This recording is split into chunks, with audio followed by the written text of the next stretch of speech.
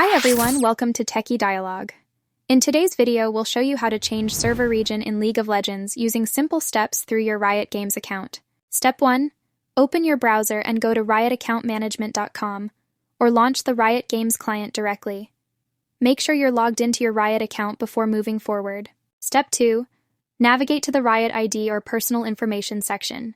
Here, look for the country or region setting. Step 3. If you can change the region from here, select the new region you want and save the changes.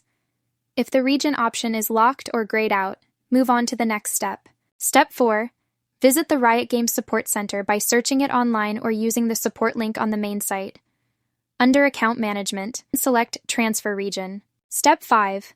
Log into your Riot account on the support page, and the system will automatically check if your account is eligible for a region transfer. If it's eligible, you'll see the available options.